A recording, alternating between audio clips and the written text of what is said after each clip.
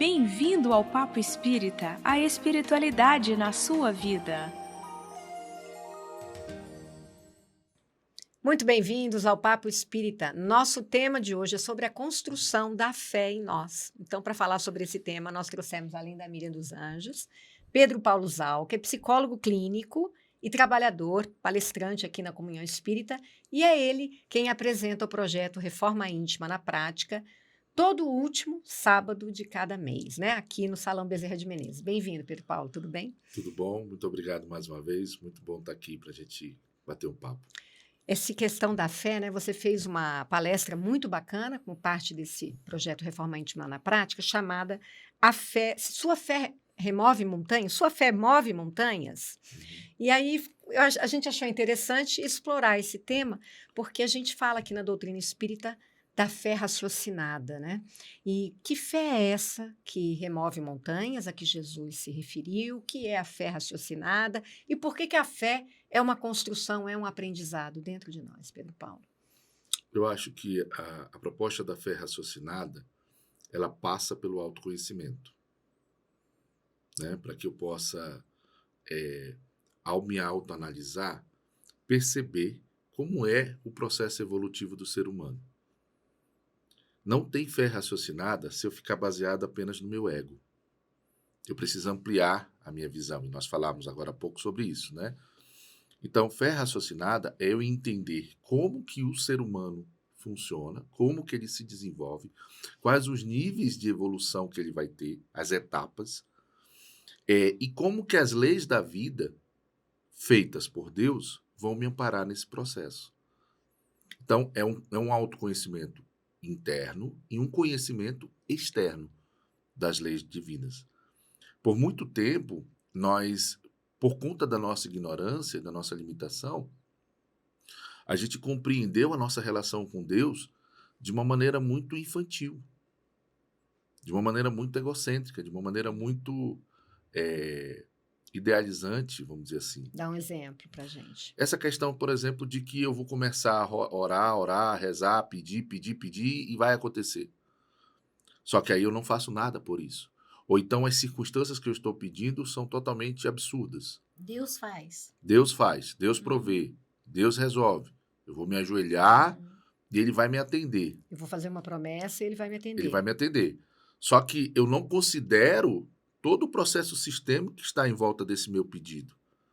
Esse meu pedido, ele realmente é bom para mim? Ele é bom para os outros? Ele está dentro de um senso de justiça soberana?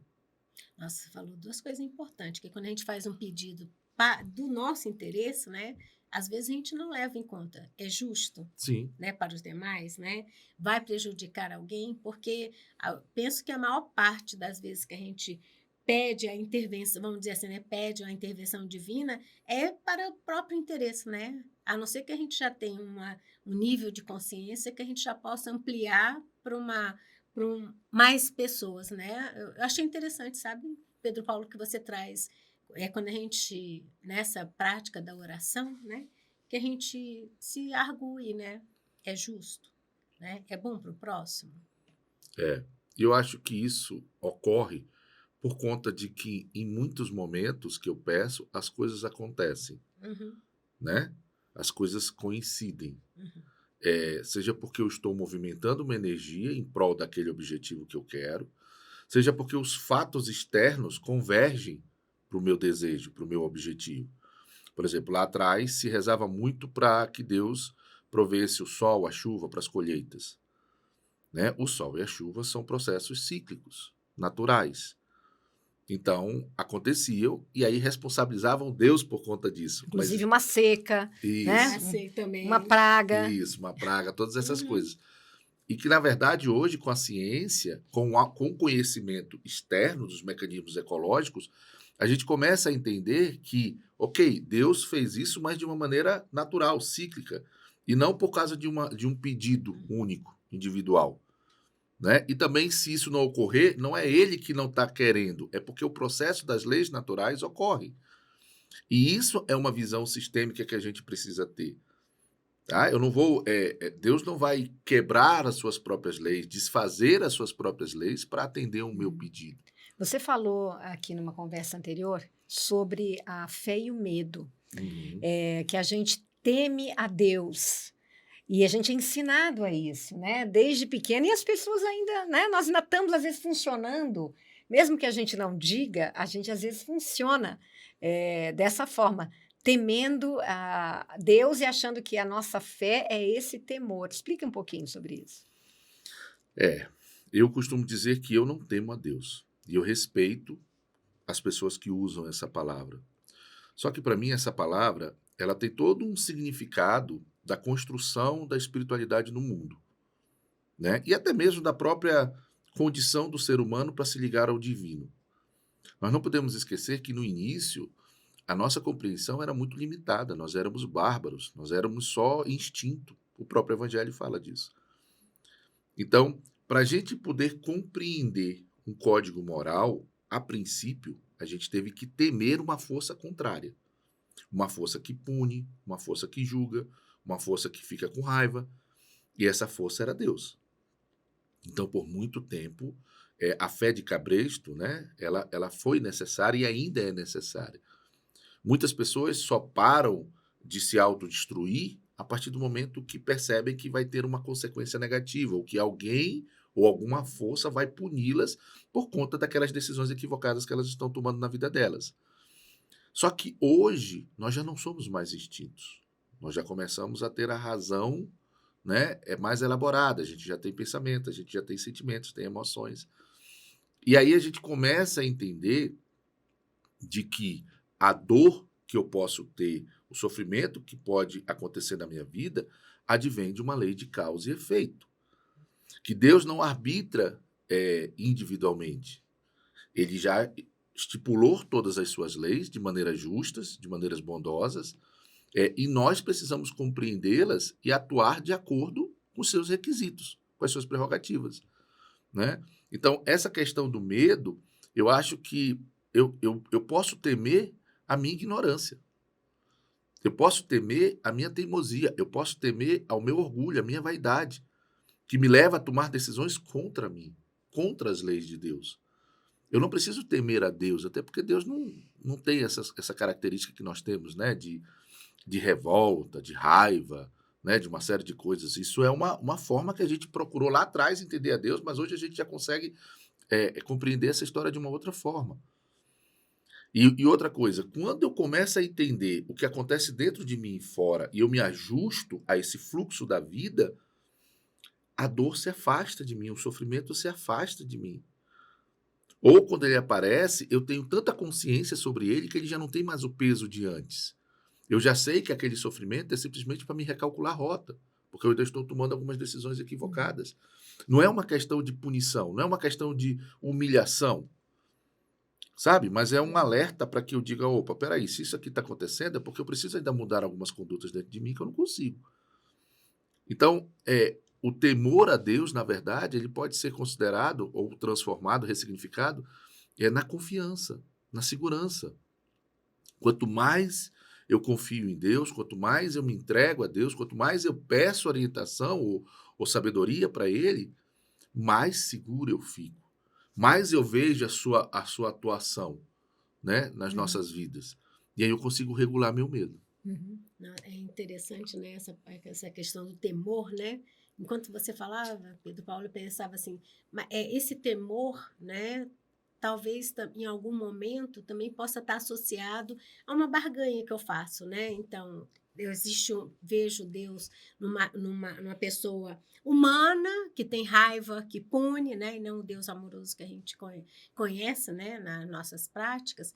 E aí, por temer algo pior, que ele venha me punir, eu sigo determinados, determinados ritos, né? Eu sigo determinadas normas, e quando estou frustrada, quando me vejo frustrada, poxa, eu segui todas essas normas. Eu vim assistir todas as palestras, eu tomei todos os passos, fiz todos os tratamentos na casa espírita, e ainda assim me acontece essa perda grande, né? Seja de que tema. Esse raciocínio, né, esse comportamento humano ainda está preso a essa nossa noção de que Deus não é amoroso, Deus é uma entidade punitiva, né? E se eu vejo assim, a minha fé, então, não está assim tão raciocinada, né? Ainda está aquela fé anterior, que a gente vem dessas culturas e que a gente deve adorar. Às vezes fazíamos sacrifícios, né, outrora, para apraziguar esse Deus, né? Para que ele continue me atendendo. Como é que eu entendo essa fé raciocinada nesse comportamento? Você vê que nós estamos falando primordialmente aqui de quê? De uma relação, de um relacionamento, né? Quando a gente fala de fé de Deus, eu vou falar sobre a minha relação com ele, ou da dele comigo. E nessa relação, como em qualquer outra, às vezes há equívocos de postura, de percepção, de interpretação do outro que eu estou me relacionando. Isso acontece no namoro, isso acontece no casamento, isso acontece nas relações profissionais, familiares, né? Às vezes a gente se equivoca, interpreta errado, age errado, toma decisões erradas. Sem querer te interromper, seus exemplos de relação é concreto. Sim. Como é que eu posso raciocinar nessa linha de relação com um ser que não é concreto? Pois é. Vamos lá. Nessa relação com um ser que não é concreto, eu acho que a primeira coisa que a gente tem que pensar é o seguinte: o que eu entendo de Deus? Quais são os pressupostos dele? E um dos pressupostos de Deus, da divindade, é que ele é perfeito, é que ele é soberano, que ele é justo, né? Que ele é onipotente, onipresente, onisciente, tem toda a ciência. Então, provavelmente, se a minha relação com ele eu percebo estremecida ou deficitária, qual lado que pode estar se equivocando? Eu ou ele? Provavelmente eu. Né? Desce do banquinho. Aí a gente começa a discutir a relação, fazer uma DR com Deus. Tá bom. Né? Primeiro de tudo, se eu não estou me sentindo seguro, né, Confiante, estável, né, é porque alguma coisa em mim está errado.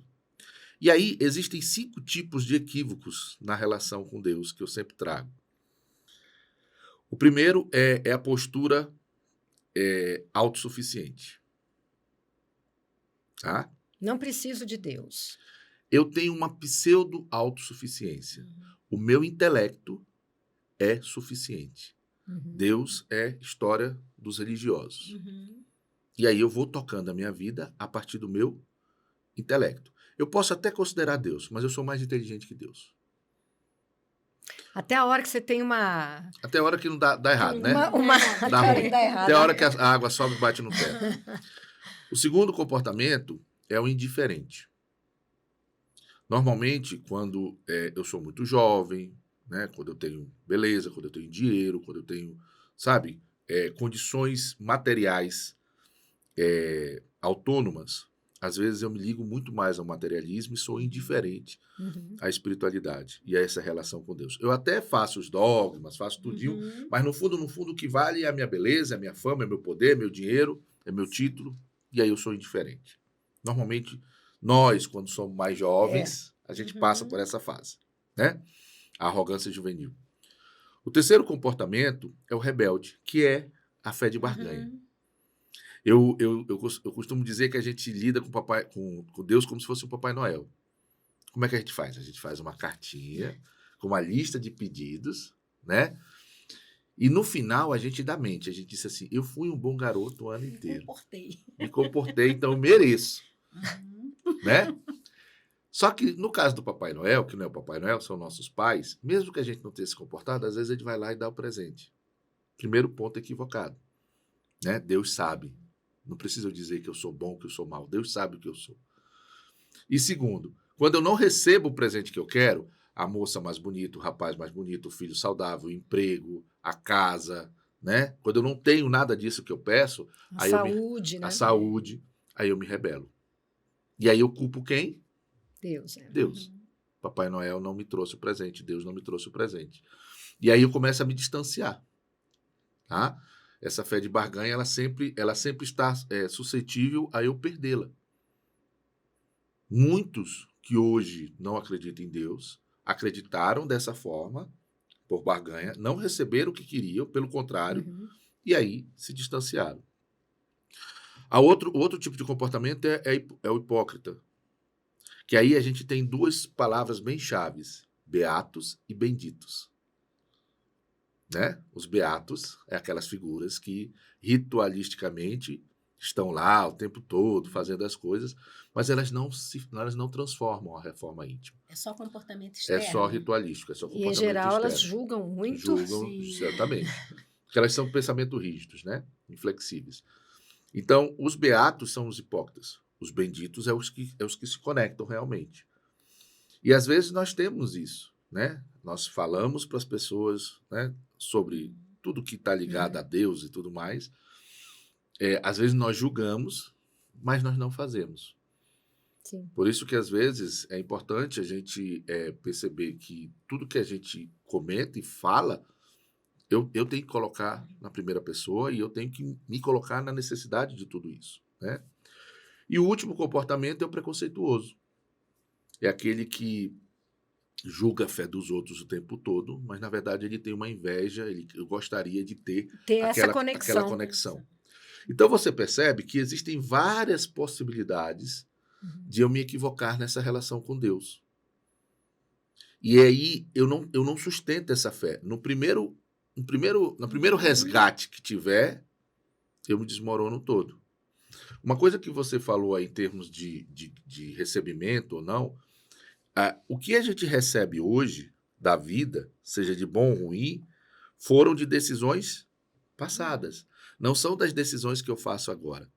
As decisões que eu faço agora, eu vou colher lá na frente. Então, por exemplo, eu bebia, eu batia, sei lá o quê, e eu paro de bater, de beber, e minha vida não muda. Não tem gente que diz assim, Sim. né? Pô, eu parei e tal, mas não acontece nada. Antes, quando eu fumava droga, quando eu fazia isso e aquilo, né? Minha vida, pelo menos, era mais tranquila. Agora eu parei de tudo, né? O barulho na minha cabeça e minha vida não muda.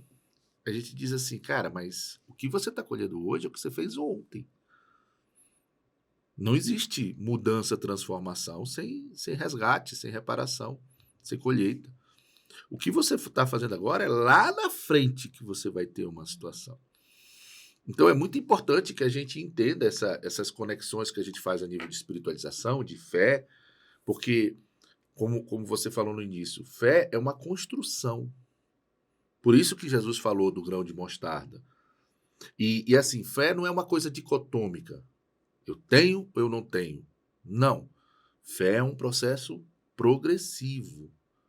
Eu vou aumentando paulatinamente conforme as experiências e as convicções que eu vou tendo, as reflexões que eu vou tendo.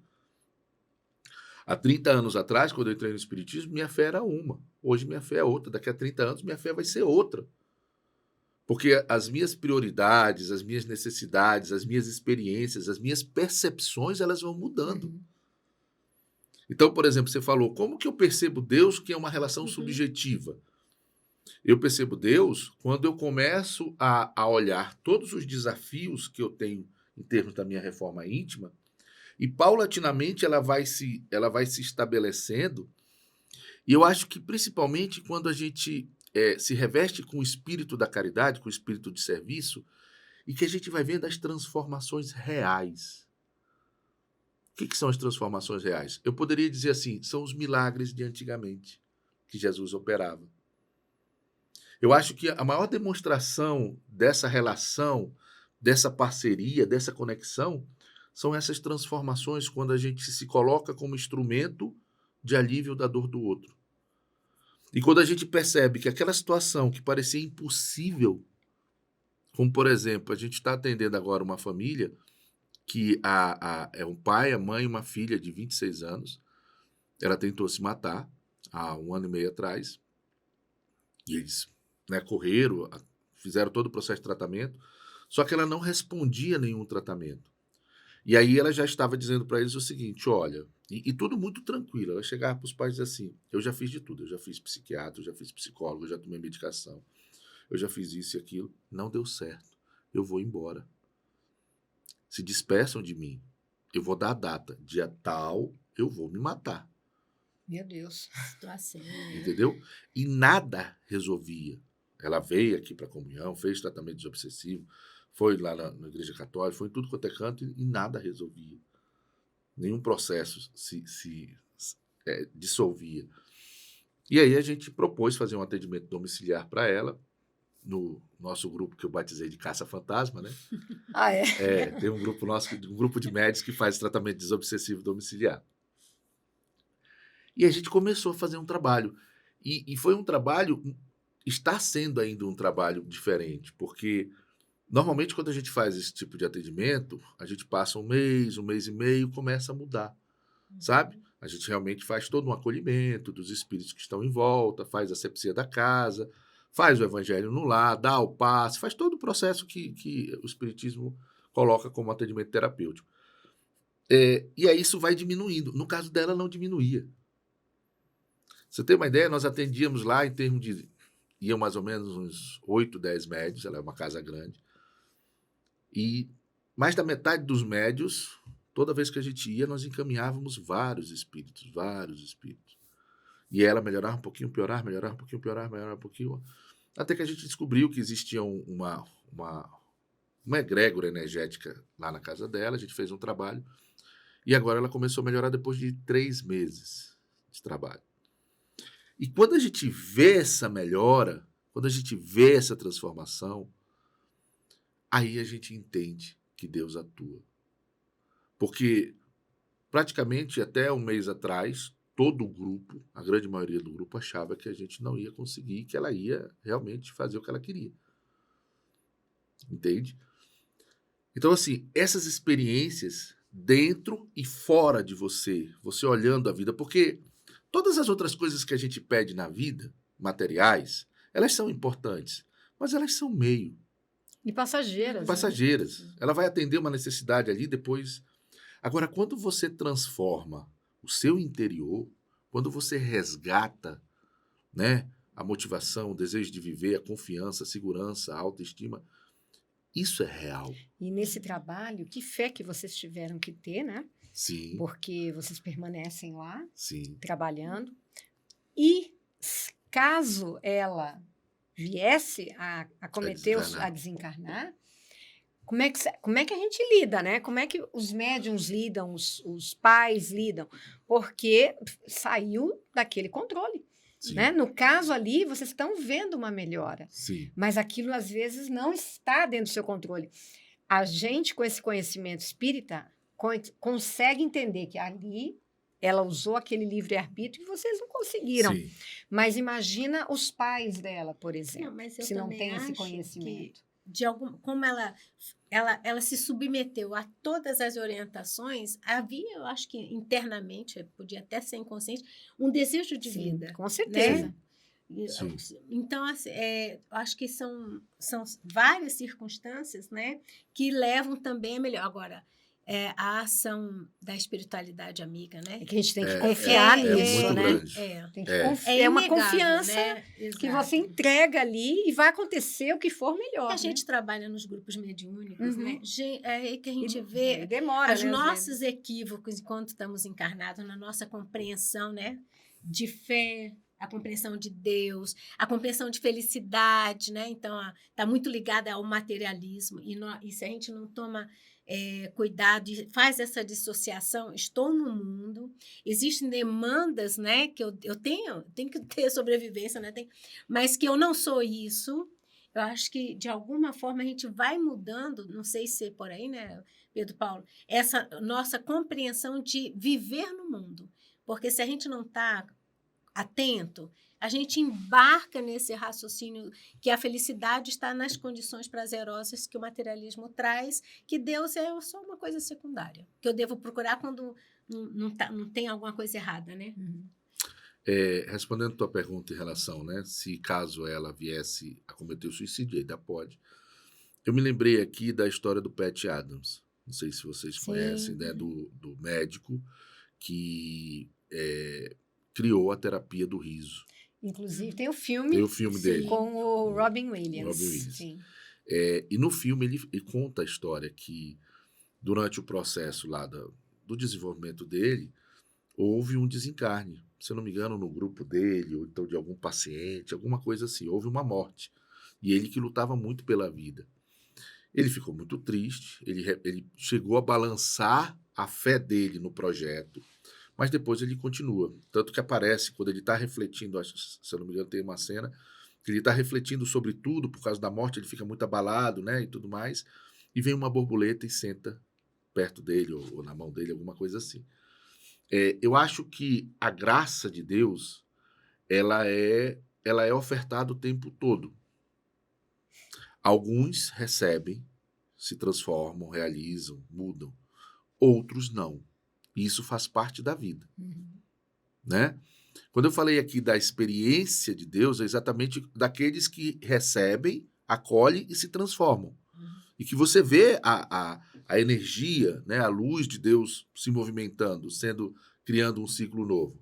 Mas existe aqueles que não querem, aqueles que não vão receber, aqueles que você pode fazer tudo, independente de religião, de crença, do que for, as pessoas estão ali endurecidas ou fechadas. Não agora, né? Não agora. Segundo a nossa crença. Exatamente.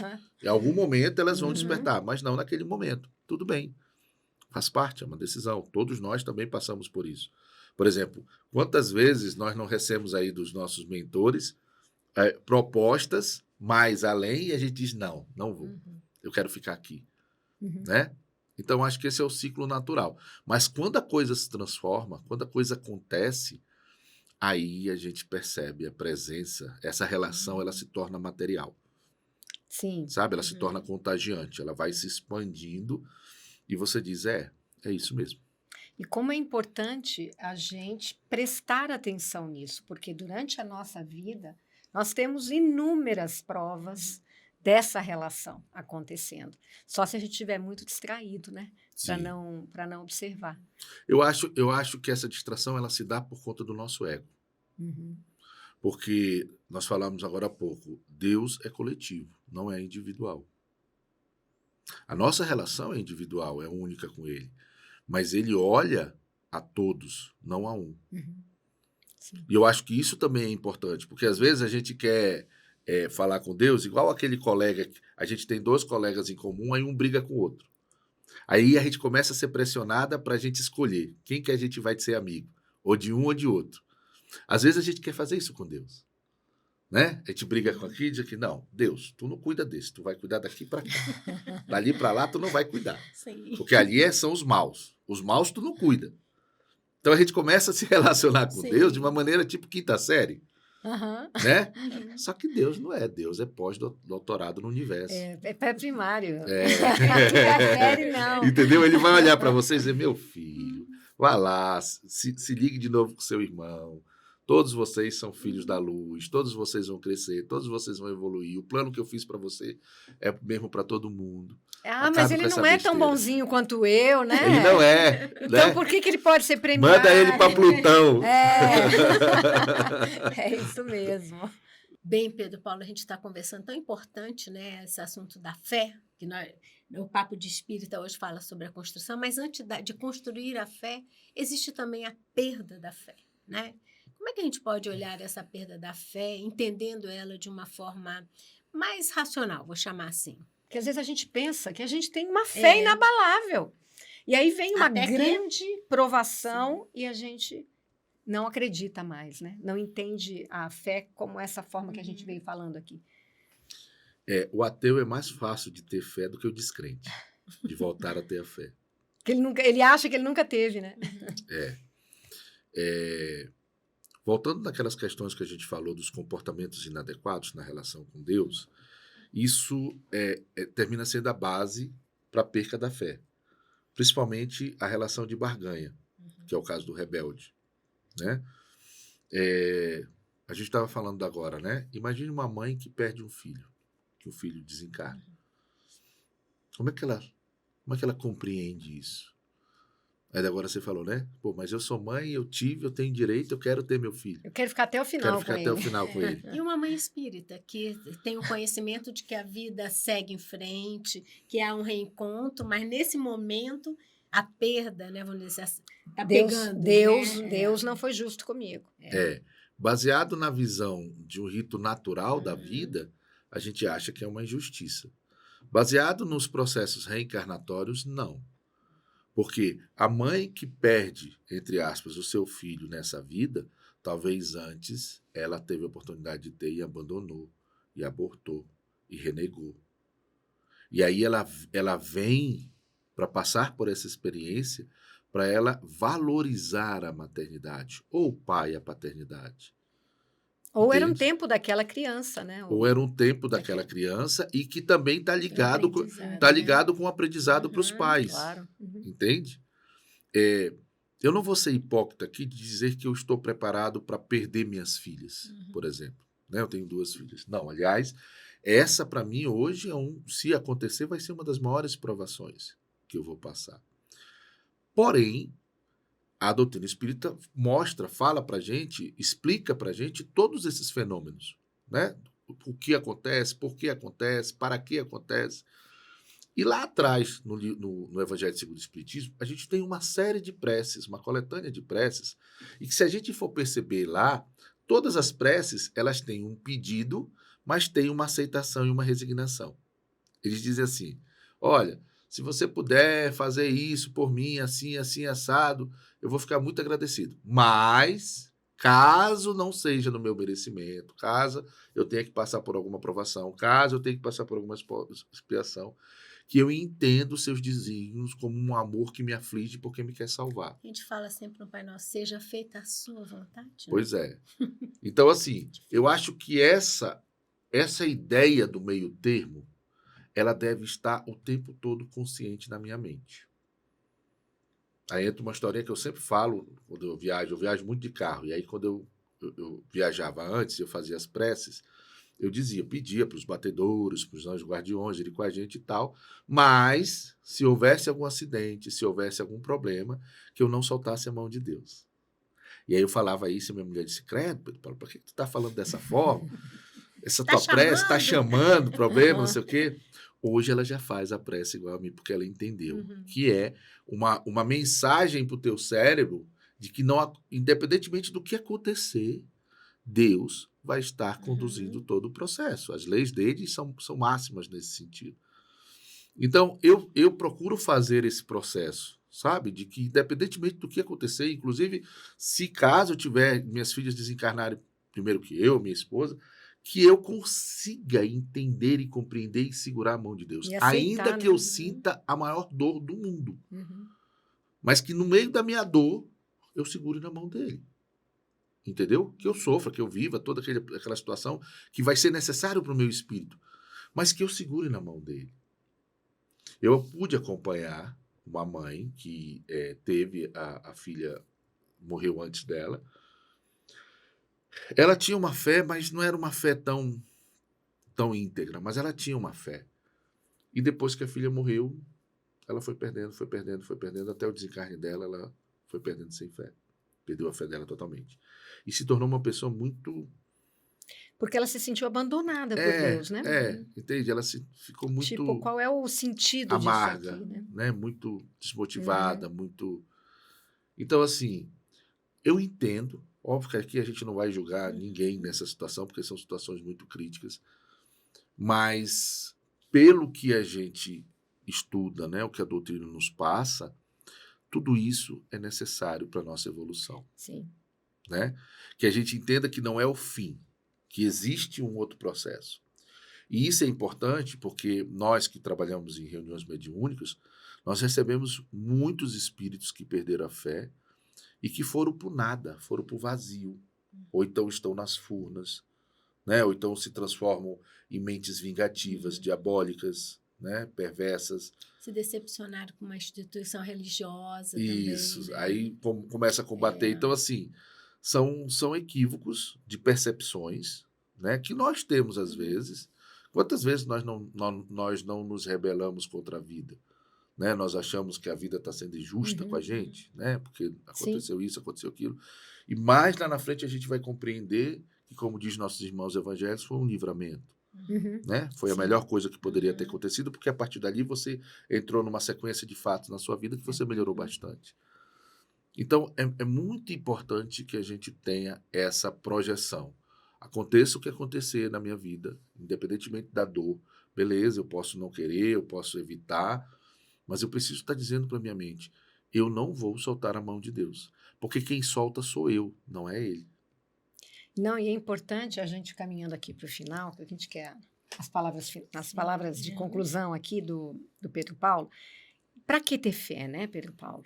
Qual é o objetivo da gente ter fé? É importante, às vezes, a gente deixar bem claro que a fé é para que a gente caminhe com mais paz de espírito, que a gente tenha mais confiança na vida e que a gente não entre num vazio existencial, numa falta de significado da vida, diante de tantas provas, né? A gente vê agora essa questão lá do Rio Grande do Sul, as pessoas perderam absolutamente tudo, Uhum. né? Perderam familiares, perderam a casa, perderam tudo. Como é que você reconstrói se você não tem fé de que, não, eu vou conseguir reconstruir, alguma coisa eu vou conseguir?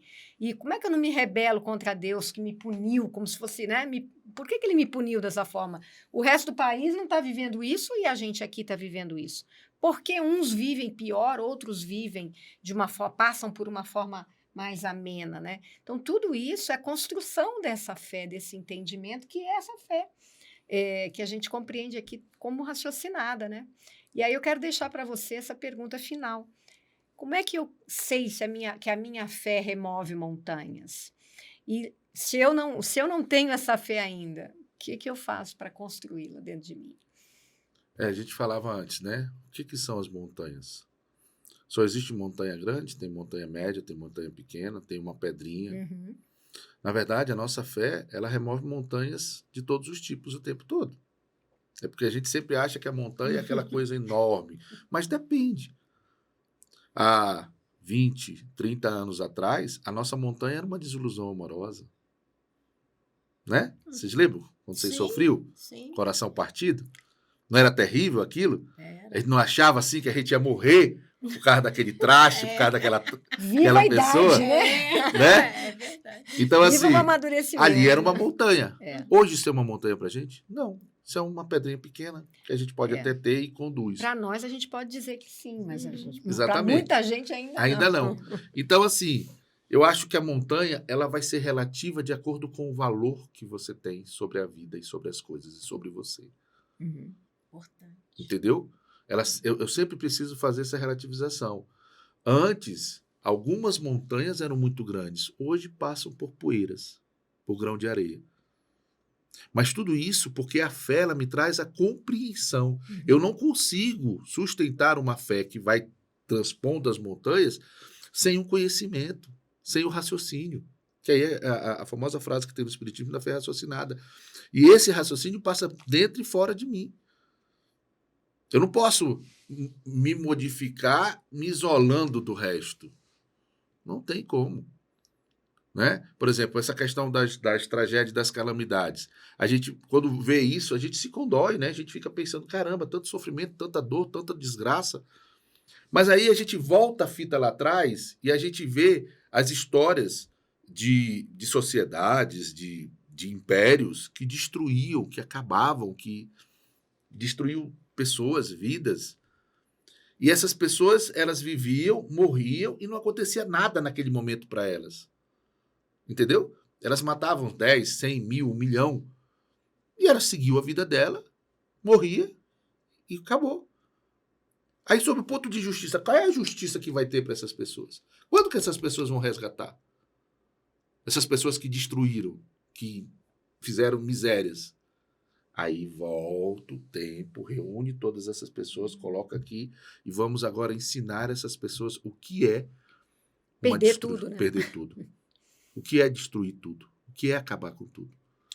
É ter disposição para o aprendizado. Pro E não aprendizado. olhar isso como uma tragédia. E essa né? justiça, ela é inexorável, ela é incorruptível, ela é imutável, Sem ela aqui, é atemporal. Sem aqui dizer que isso é um Deus de justiça, Sim. de justiça, punição. de punição. Não. Nesse sentido. É um processo de ação e reação. Exato. A lei é De- igual para todos. De aprendizado. E de aprendizado e sensibilização. E assim, nós estamos falando um processo que parece linear, mas não. Essa tentativa de aprendizado, ela se dá de diversas formas. A última é um resgate mais duro. Porque a gente pode já ter resolvido isso antes com outras formas, né? Pelo amor. Eu acho que o grande desafio nosso em relação de fé é a aceitação e resignação. É a compreensão, Sim. aceitação e resignação. E aí você gera esperança, confiança, coragem. Sabe? Quando você tem essas situações. Quando você tem uma capacidade de olhar sistêmico e flexível sobre a vida. E aí, por exemplo, nós estamos vendo aí muita dor no Rio Grande do Sul. Beleza. Eles estão resgatando. Eu não. Qual é a minha posição diante disso? Né? Uhum. Diante dessa situação. Uma compaixão, uma fraternidade, uma solidariedade, Sim, uma um caridade. auxílio. Um auxílio. Uhum. Ao invés de eu ficar tentando entender ou debater com Deus, que é inútil, eu me coloco como instrumento. Porque esse processo serve para todo mundo. Exato. Serve para eles que estão passando por isso, serve para a gente também. Tem que tomar muito cuidado com os julgamentos que a gente Sim. faz. Sim, Quando a gente entende essa Sim. lei, né? sim. A gente tende a julgar. Ah, então estão passando por aquele processo. Sim. Eu não tô. Calma lá. Eu estou Mas a também. gente É. também tem um papel. Oh. Eu né? tenho um papel Enquanto dentro disso, coletividade, sim. é. Seja fisicamente, seja desdobrado quando eu Uhum. durmo, enfim. E nós também temos os nossos próprios resgates, né? Sim. Que a gente, às vezes, nem viveu ainda, nem começou. Uhum. E estamos aqui tentando nos preparar para possíveis, né? Paulo, a gente terminou o nosso tempo, então a gente quer te agradecer novamente por essas explicações. Pedro Paulo já veio aqui umas 6, 7 vezes. Então, quem gostou do Pedro Paulo, procura lá na playlist do Papo Espírita, na TV Comunhão e também no canal Comunhão Espírita de Brasília, no YouTube. Temos 2 playlists, importante a gente deixar claro isso aqui, né? Se inscreva numa, se inscreva noutra.